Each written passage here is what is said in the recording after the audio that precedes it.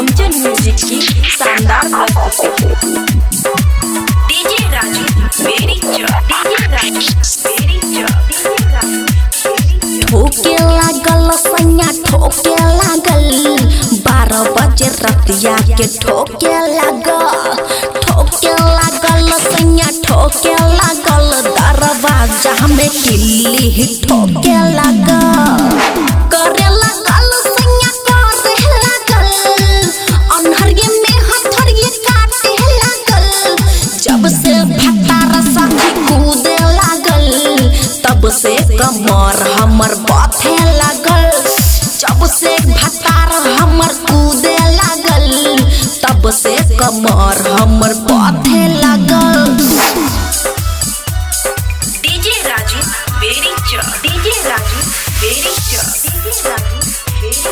तब से कमर हमर बाथे लागल।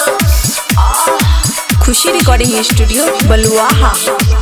धक कलाई दिल दबाई कदल पूरा नास रे बाप रे बाप कितना चिल्लाई हम माई माई देहले मुहावा के चाप रे ठोके लागल सैया ठोके लागल अनहरिये में हथरिये मारे लागल जब से भतार सखी कूदे लागल तब से कमर हमर बाथे लागल जब से भतार हमर कूदे लागल तब से कमर हमर दुखे लागल बाप रे बाप हाय मार डाला रे।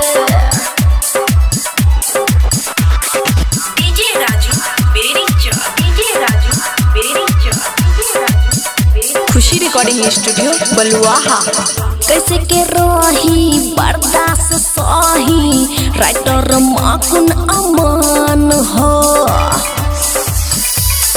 बाप रे बाप कैसे के कही खुशी के सखी डीजे राजू कर धमाल हो नाचे लगल सैया नाचे लगल धके हमरा पाजा में चापे लगल कूदे लगल सैया कूदे लगल तब से कमर हमर बाथे लगल ठोके लगल सैया ठोके लागल 12 बजे रतिया के ठोके लागल। खुशी रिकॉर्डिंग स्टूडियो बलुआहा।